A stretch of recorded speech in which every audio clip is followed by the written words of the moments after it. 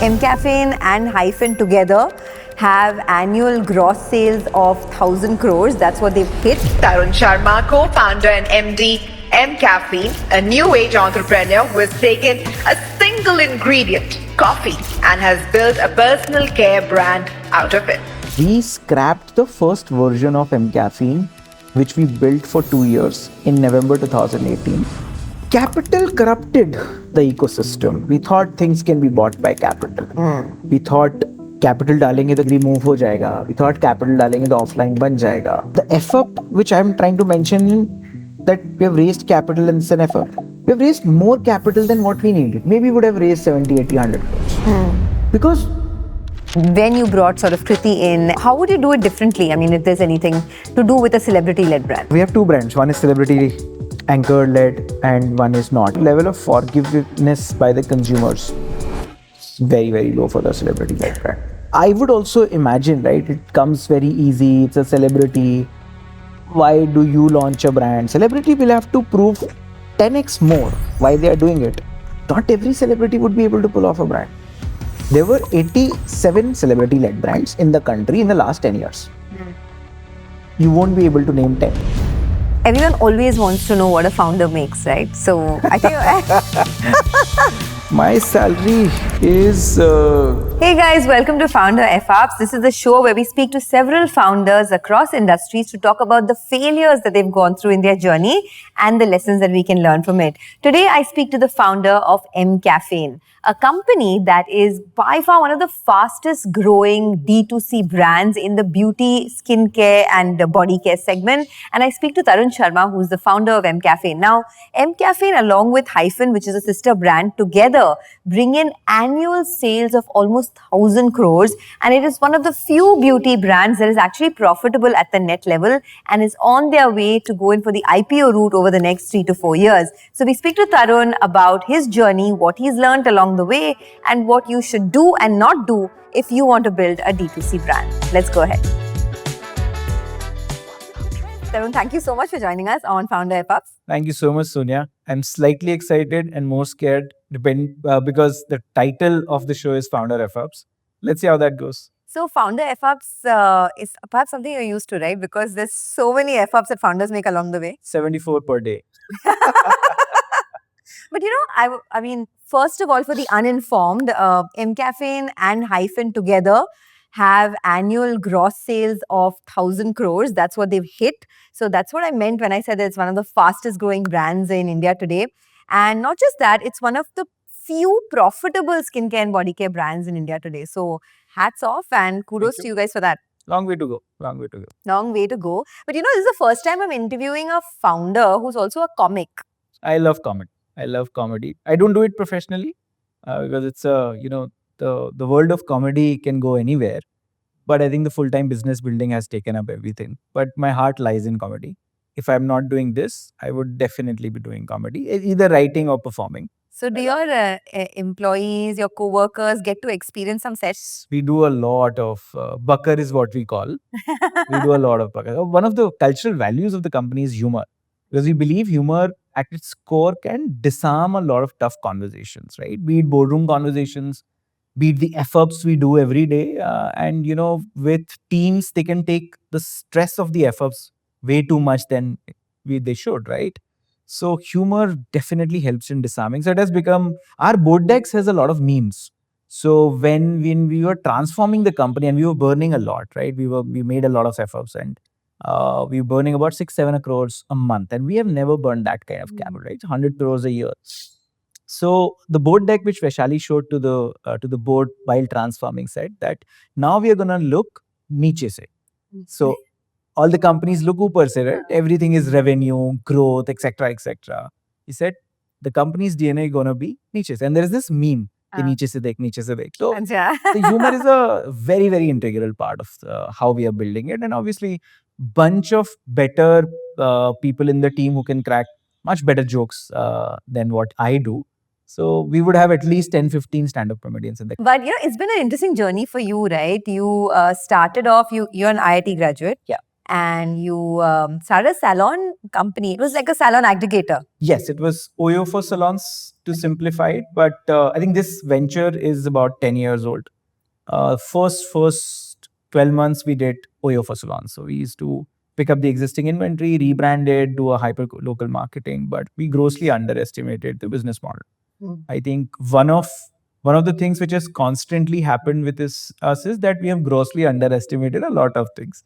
It was the business model. It's a mix of too many things as an aggregation, and it's very difficult to create a unstandardized product play in aggregation. So if you're doing cars, right? So there would be 8, 9 variables to standardize on. If you're doing Amazon, you would standardize a product, a consumer experience. If you're Oyo, maybe 15 variables, but in salon, it's like 50, 55 variables to standardize on. It's a very high human touch business. So going in after 12 salons, we realized that ye to nahi chal payega. And maybe it works as a good business, standalone business. But where we were coming from, we realized that maybe the opportunity cost might not be something where it will meet our hunger or expectations. But in salons, we were making products. In salons, we were doing a lot of facial kits, shampoos, and we were learning the art of dermatology. And we were doing very interesting experiments onto same formulation, different packaging, same formulation, right? And across hair care, across facial kits. And what we realized is that consumer packaged goods are a very different business than a service company, right? So service DNA is very different, product DNA is very different. So we took our time. 2015 to 16 happened salons. 16 we pivoted. 16 to 18 we were learning the art of building a consumer product good company, which is a product company. 2018 is where we believe that we slightly got our mojo as a company or as people.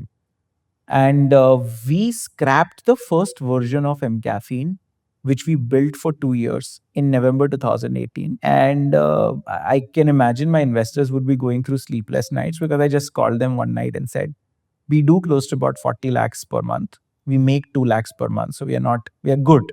But I don't think this is going anywhere because of A, B, C, D. What was that? Why did you think that way? Was that your first big F-up moment? I think from a business model or business learning standpoint, that was the second. First was the salon. First was the salon. So I think the brand which we were trying to build was all over the place. The brand was mCaffeine, but the proposition was not sharper in terms of its delivery. So the packaging, the communication, the product definitions, the pricing was way off. So we realized that maybe it requires a very, very different 100% kind of a change rather than, correcting few pieces here and there. So what you see as a brand mCaffeine was not there from 16 to 18. The logo was different, the packaging was different, the products were different, the pricing was different, the kind of promotion strategy were different. Earlier, we used to sell more on Amazon. Now we are practically 50-55% revenue comes from D2C, our own website, and which is the largest driver of revenue and largest driver of discovery. And quick commerce also? Quick commerce does close to about 12-13% for us combined. But as a quantum, it's large given the channel is only 2 years old, right? I think a lot changed from all P's. In a consumer product brand, there are 6 P's.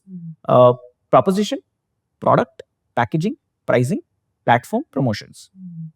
If you do all these 6 P's right in this order, you get profits. Else, there is a lot of paisa which is required to kind of burn, right?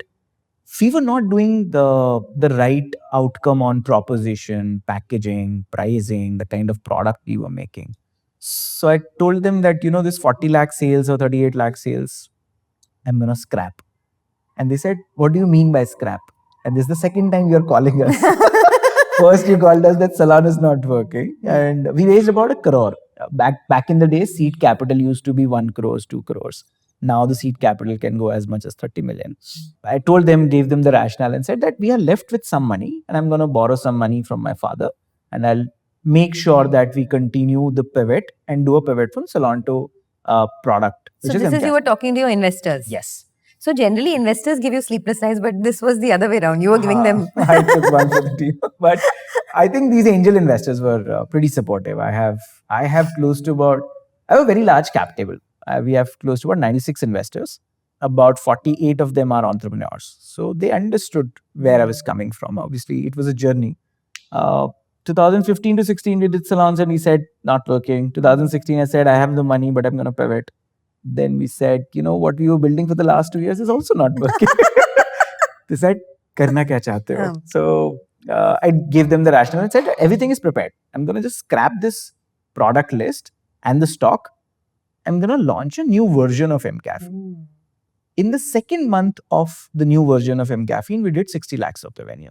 So everybody was happy in a 45, 60-day period because we did the right proposition. The proposition was sharper. The product was sharper. In terms of marketing and distribution, so say I'm someone who wants to start my own beauty brand. Yeah. I have the formula, I know formulations, I cracked a super product. What are the mistakes I should avoid or the F-ups I should avoid in my marketing and distribution journey? Like if you had to sort of redo everything again, what are the mistakes that you would avoid just purely in reaching your customer? The first and foremost principle of marketing is that you don't sell. People believe marketing's job is to sell.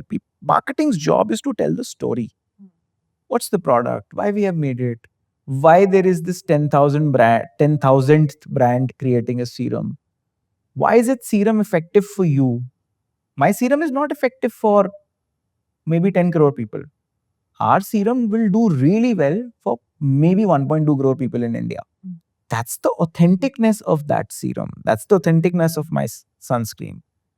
Marketing's job is to create a very authentic story. If you end up telling a story, there is a very good chance that consumer will give me 2 seconds of attention because I'm not selling. I'm not saying, ye 50% off hai, this is this deal or that deal, and hey, this is why you should buy it. I'm just telling you, my serum does this. This is why I have made this serum. So this storytelling channel, since you've used many routes, right? Yeah. In Hyphen, you've used the celebrity route with Kriti. In mCaffeine, of course, you have Alia Bhatt, but when you began, you had nobody, and there was this USP, which was caffeinated products, right? So what's the best way to tell a story in today's day and age where attention span is like depleting by the second? Why? If you just focus on why this product? Because consumer ko to, they're getting 10,000 serums. All those serums would be saying the same story. No, but the channel, I'm saying the medium. The channel, okay. I think Instagram is like dating, YouTube is marriage. So if you're playing discoverability is on Instagram. Yes. Instagram is stackable content, right? So you should create a share of voice on Instagram. Keep on creating share of voice. You should definitely use influencers because India is a country where everybody is influencer right now. But if you choose the right influencers, there's a lot of trust value which the brand gets on the same story. But anytime you want to create a long-term play, it has to be YouTube. I mean... when you talk about influencers, do you think you get more CTR through a celebrity influencer or more through like organic, like micro-influencers? A celebrity telling a well-shot studio story will get lesser CTRs than an influencer who's just ramming about the product. And in Hyphen, we did only 2 shoots. The first, the brand launch, because we were also with the belief that it has to be a studio, it has to be a director, it has to be a script.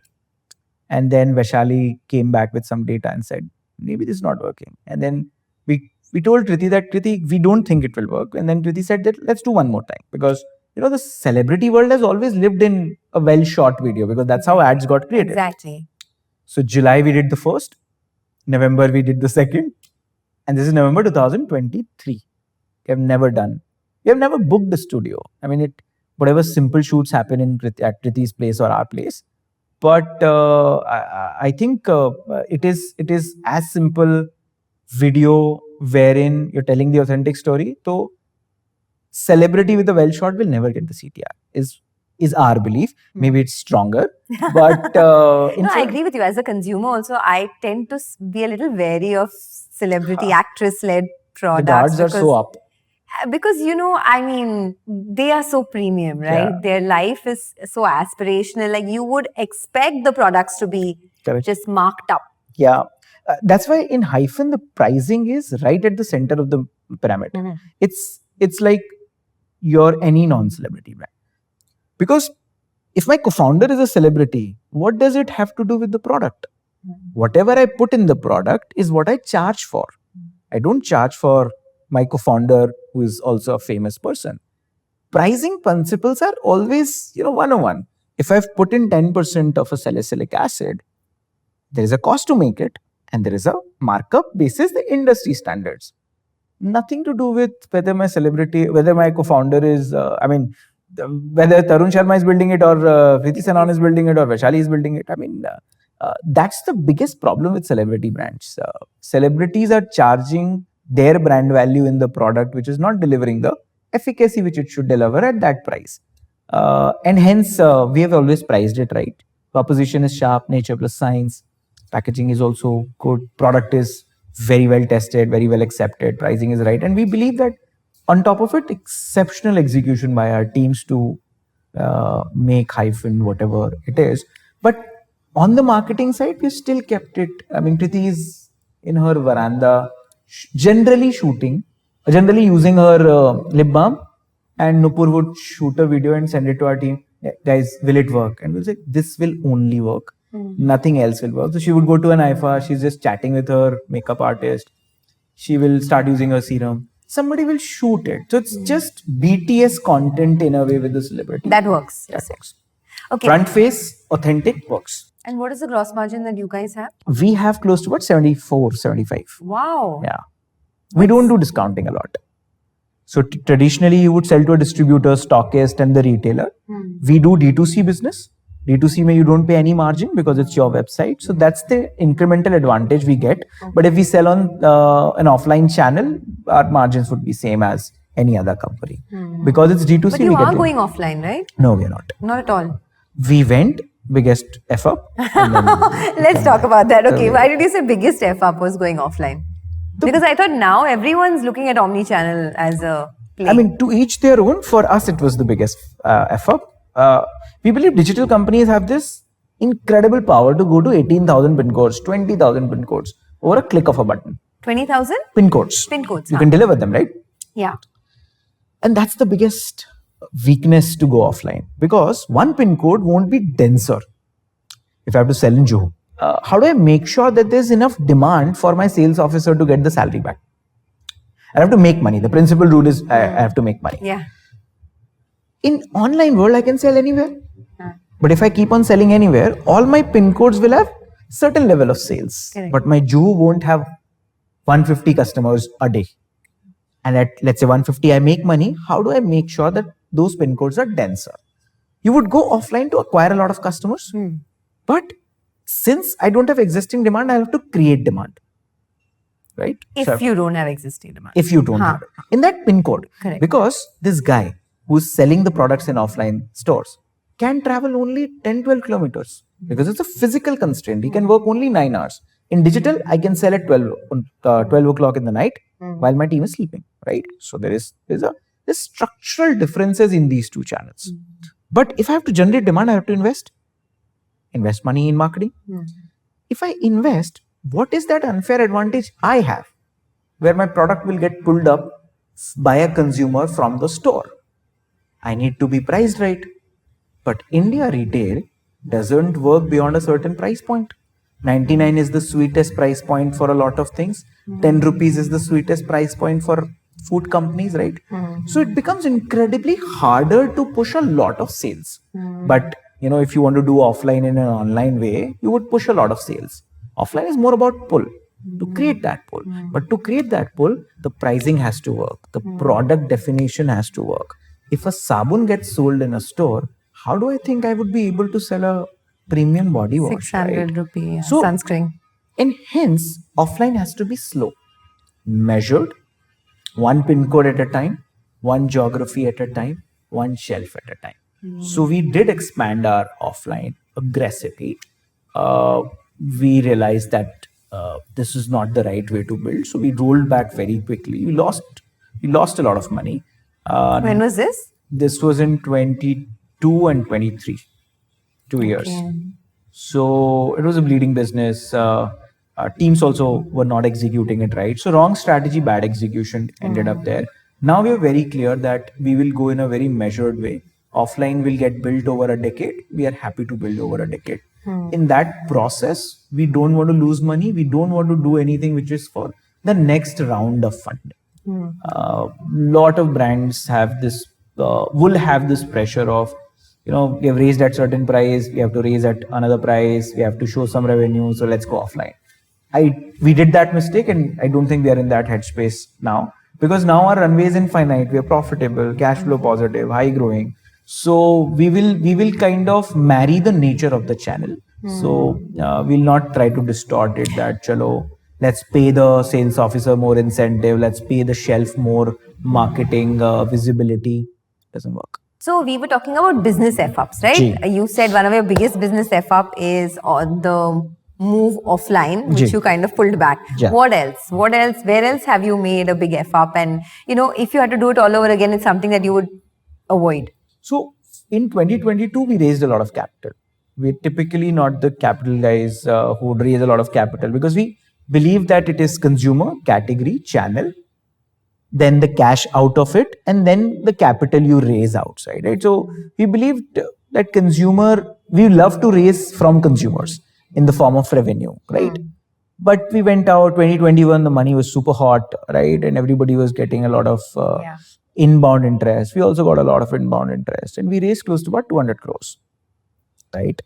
250. 2021. 250 Until crores. then, you were bootstrapped. No, we raised only 40 crores. So Okay. in series, till series B, we raised only 40 crores. Okay. And we built a good franchise out of it, very profitable, not burning a lot, working capital getting optimized. So we were the least funded BPC startup back then.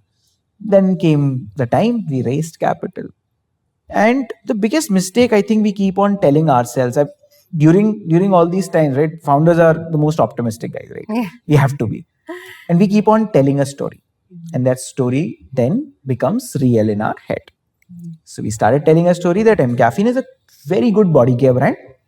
We'll raise capital, we'll put in capital. It will become a face care brand, then it will become a hair care brand, then it will become a cosmetic brand, and see, we'll build a 2,000 crore brand out of it. The biggest mistake was that thought process, that a brand transitioning from a body care to a hair care, it requires decades, because you have not established yet as a body care brand, but in our head, we were doing really well. So we invested a lot of capital for category transition. And that was the biggest mistake I think we would have done in a long period of time. Offline burned some money, but it's like babies, right? My baby is really good in music. Suddenly I think, I should ये have तो tennis में भी अच्छा रहेगा, इसको डाल हाँ, देते हैं. इसको भी मैथ्स भी सिखाएंगे, टेनिस भी. And at some point of time, we can do tuition classes. We can do a coaching class. That's the money you invest. But baby doesn't want to do that, right? Baby is really good in one thing. He or she will continue to do the good thing. Over time, will transition using all the learnings of this to become maybe decently well in tennis, decently well in maths. I think we again give the steroids to the baby and asked the baby to become face care. It didn't work out well. We consolidated, divested. And now mCaffeine is a hardcore body care brand. 78-80% of the business still comes from body care. Hyphen is a hardcore face care brand. Yeah. And I think that's the way we are approaching. But I think So going forward also, when you told me earlier that you're planning to launch a few more brands, going forward, you think the best thing to Category do specific. would be category specific. we will not merge things now. Here and there, placeholders can happen, but acquisition will happen from the core category, retention will happen from the core category, R&D innovation will happen in the core category, and we'll continue to be category-specific brands housed under one institution to generate operating leverage. Otherwise, we think that's the only way one should go now after doing all these Effups. But the biggest was, after raising capital, we realized that, Excel mein to theek lag raha hai. We should do it. And I think that costed us a lot. Coming back to your own business, there was I read somewhere that there was like a 16x growth in a period of 1 year. Early on. When you just started. Yeah. So when we pivoted in November 2018, we scrapped the older brand and did the newer brand with 3 products. He had a business plan for about 18 months. We did the same revenue in the 3rd or 4th month. we were growing like crazy. I mean, year to year, we grew 16x in 12 months. And it was the test of everything. We thought our operations will do really well, and it got blasted up. We thought our hiring, we have enough team. We are a small startup, and suddenly we're out of customer executives. We're out of production people, production managers. So it tested out pretty much every brick of the home, and it became us very strong. But 16x in 12 months is mathematically very hard to kind of absorb. It is. Yeah, You must have lost your sanity at that time. we lost our systems, then we lost our sleep, then we lost our sanity. But there were a lot of smiles across. So we were, at the end of the day, very happy. We used to be in the office back then. We took a small co-working for 6, 7 of us. We were the first ones to come and open the co-working, and we were the last ones to lock the co-working. So, for you guys at Hyphen, how did you make sure, what were the F-ups that you learned along the way when you brought sort of Kriti in, and how would you do it differently? I mean, if there's anything to do with a celebrity-led brand. I think if we have two brands, one is celebrity anchor led and one is not, right? I think the level of patience or level of forgiveness by the consumers is very, very low for the celebrity led brand. I would also imagine, right? It comes very easy. It's a celebrity.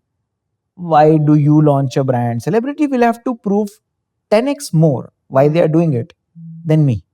I can do it. I have passion. I will do it. I'm a commoner. Celebrity will have to prove it. Every time Priti would come on the camera, somebody will come. Who are you to launch a skincare brand? But it's her passion, right? Yeah. And she has partnered with us, and we are bringing an institution behind it, right? So one should be very, very clear on this fact that everything will be amplified because it's a celebrity. You would do a slightest mistake, you would be called out 10 times. So less forgiveness, right? But why do you think some celebrity brands work and some don't? This Credibility to the category. Not every celebrity would be able to pull off a brand. There were 87 celebrity-led brands in the country in the last 10 years. You won't be able to name 10 because nobody survived. Because we believe that celebrity hai to chal jayega. It's the operating machinery which is required. You have to get the proposition right, product right, packaging right. And you have to rinse and repeat 1,000 times a day, every day.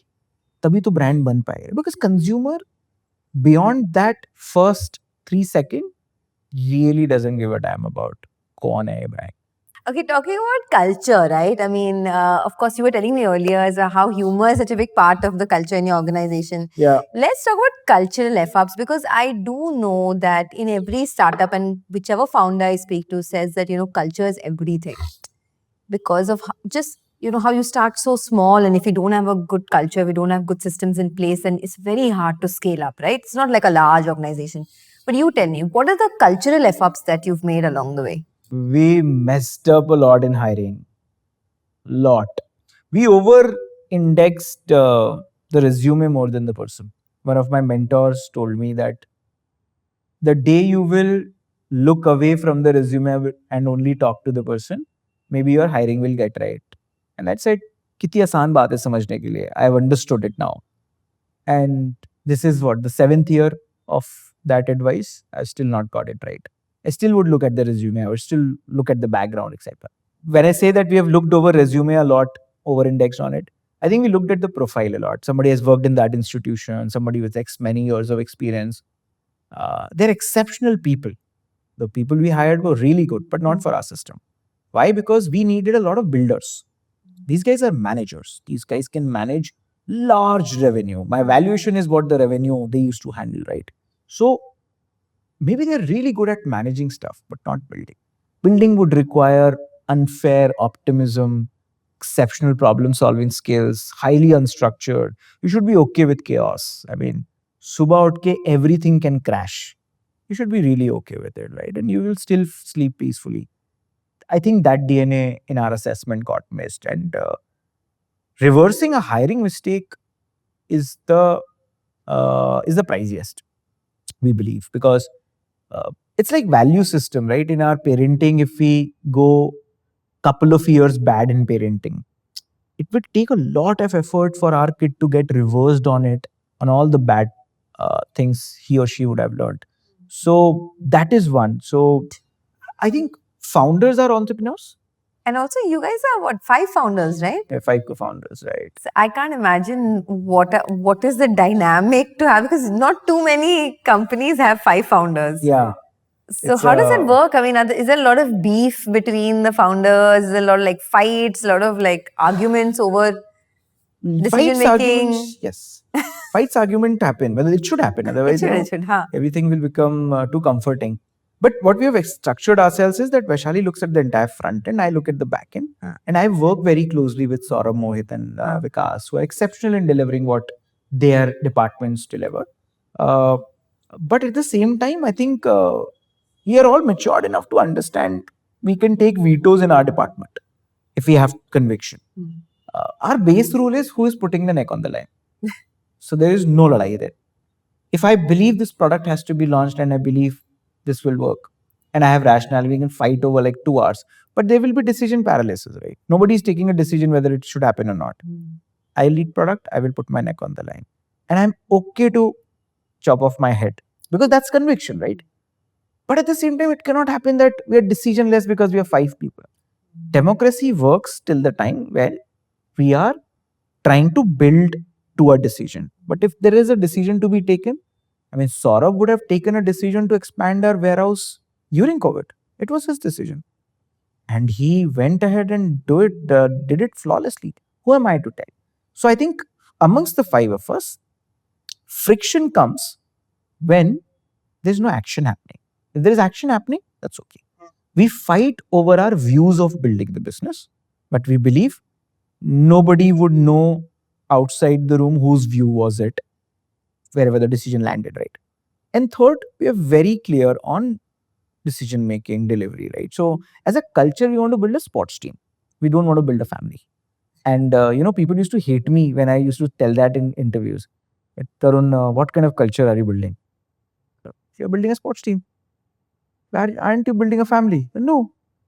And it's such a popular opinion in startups that, we'll build a family, we'll be all together. Yes, you will be together. Sports team trains together, plays together, goes together. But everyone has their own skill set. And in a family, there is a very good chance I cannot question my father. In a family, I would have to adhere to the belief system the father has. But in teams, captains change, coach changes. My job can be just serving the drinks to the team because I'm not fit for the team today. Correct. I need to train myself and come back in the team. So we're building a sports team. And in that process, the 5 of us understands in 3 mahine mein captain kaun hai. And how to navigate it. It's been 10 years. So we have learned the way. But we have fought.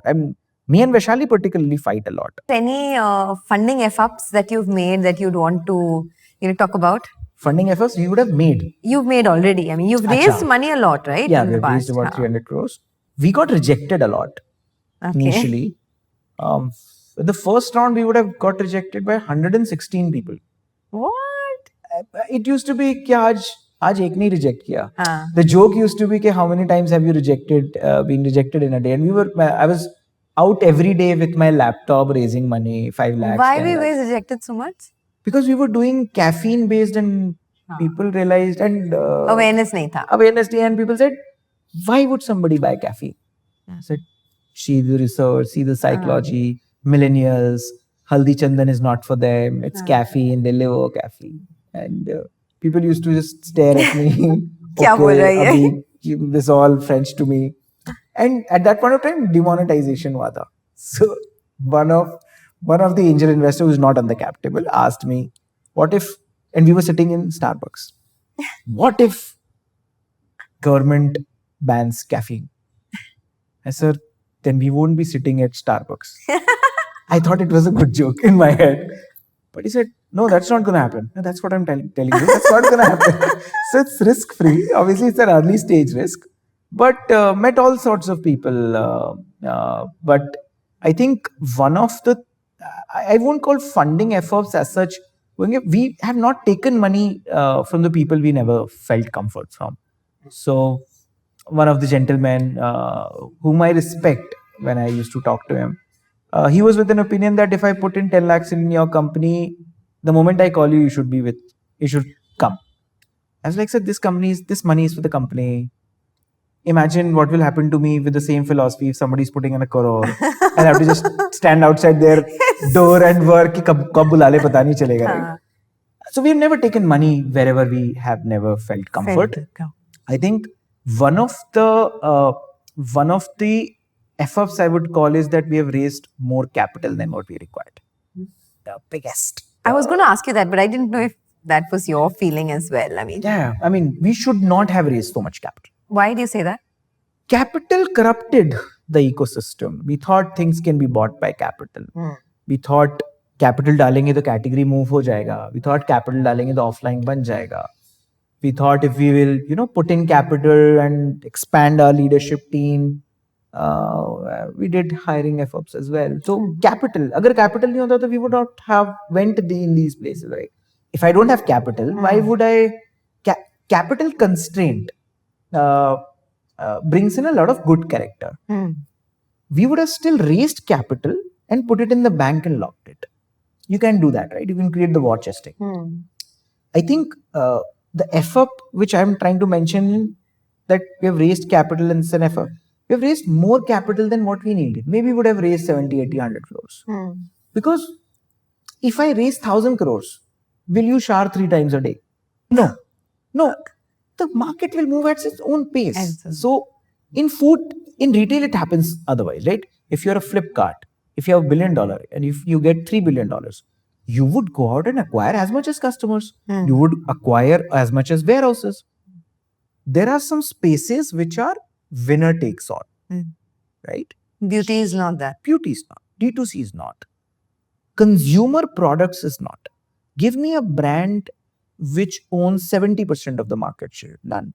Unilever owns 57. Yeah, I was going to say 57% of soaps via 13 brands, not one brand. That's an institution which is owning it, not a brand. So, and they have also started acquiring now brands, right? Minimalist and all, yeah. They've always acquired. I think in the last 20 years, they've acquired a lot. But if I get 200 crores, what will I do with it? I will acquire a lot of customers. But if only 80 lakhs consumer is what I can acquire by doing fundamental first efforts, मुझे उतना ही पैसा चाहिए ना. But if I keep on telling everybody that hey, I have a coffee body wash, hey, I have a coffee wash, I mean, I might as well get rejected that इतना क्यों बोल रहे हो? We have money, इसीलिए इतना marketing कर रहे हैं, right? So I think a lot of fundamental structures of our mental model got dismantled, by which money got sucked up. That's the biggest effort, and the rest is, I think we were very clear that we might as well not raise money, but we want to raise money from the right people. A good bunch of investors, great entrepreneurs on the cap table. I can call them at 12 o'clock in the night and they will give me the most honest advice, because founders don't get advice, right? Yeah. Who will they get advice from? Everybody is vested, right? So at least in my part of the world, I have good people on my cap table. So, but that's why I keep on harping on consumer brands don't really require humongous amount of capital. And in our space only, majority of the capital has gone to 2-3 companies only. They're not doing really well. People have not raised capital, are doing exceptionally well. So time and again, this is the, and after talking to you, I think I should have a wall of Effups. Business Effup, funding Effup, so that I can keep on getting reminded that ये नहीं करना है. Okay, so some final thoughts. Everyone always wants to know what a founder makes, right? So I think founder makes, okay. So what is your salary? My salary is good enough for me to take the cab to this place. Oh, please. And pay my rent at a decent place. But it's okay. I would say that I'm a decent middle class. We believe that founders should not be paid a lot of salaries. And this is a personal belief for us, right? And not for where we think the market should be. But fundamentally, money is an outcome for us in this business. The wealth creation will be an outcome. If we do really well, wealth ho jayegi. We're not making it for our kid remotely. So, and our lifestyle choices are so simple. Me and Vaishali would go to Swati Snacks pretty much every month, which is That's a great choice. yeah. So our lifestyle choices have not changed when we used to get whatever monthly stipend kind of a salary to a certain level we are now. So because we believe that that's a wrong motivation or wrong implication on our lifestyle. We have kept. I'm a proud middle class. My father used to be a government service. My mother used to be a teacher.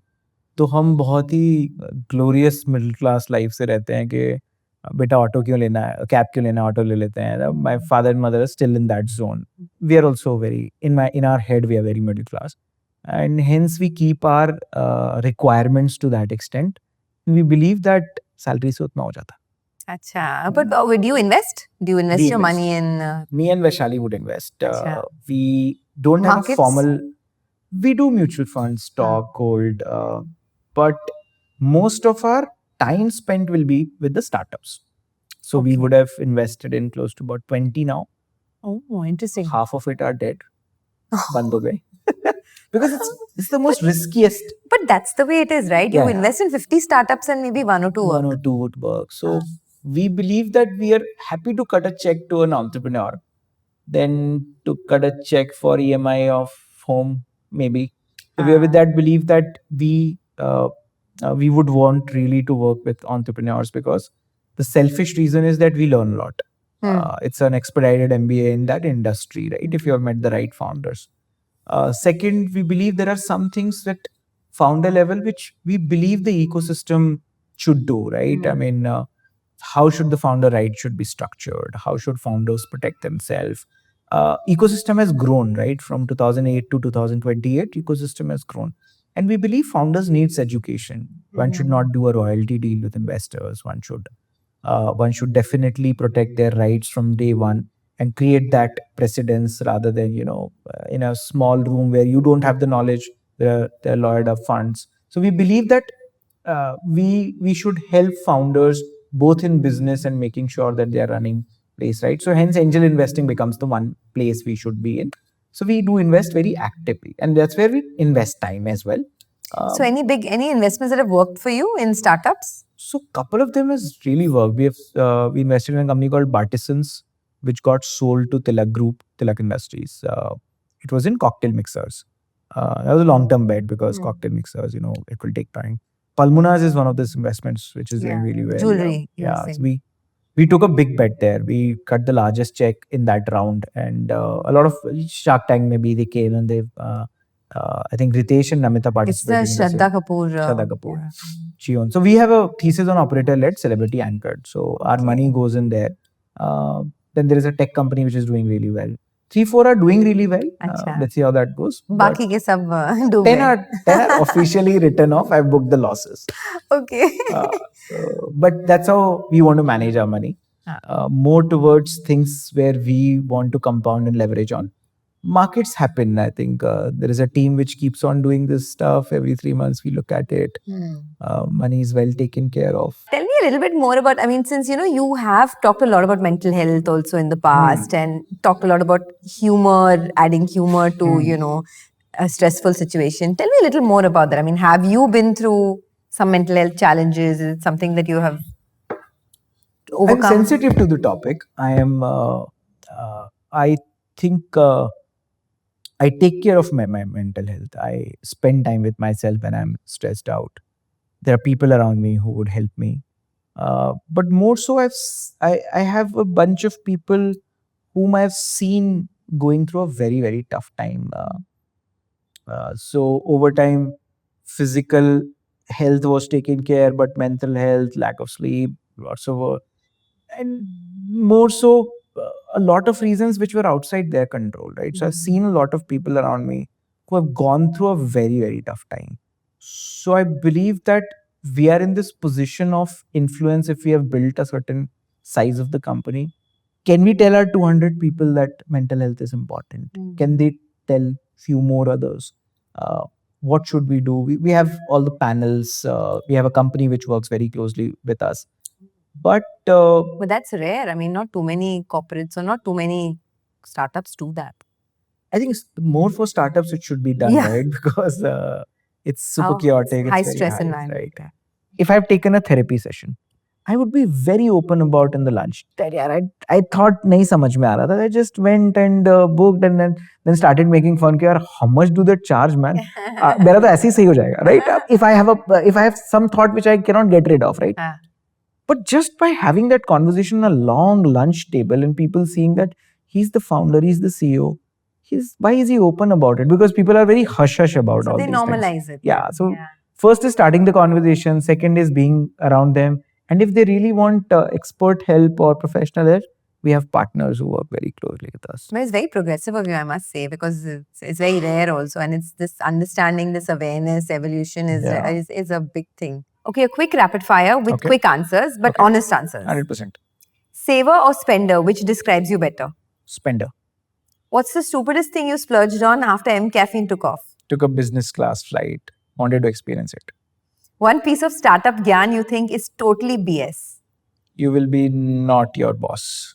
You will be told that you will be your boss, but you'll not. Okay. Which founder or business icon do you idolize? Dipinder Goyal, my favorite. Many reasons, but my favorite. Okay. Which one you would never want to become, even in your nightmare? A founder. Okay.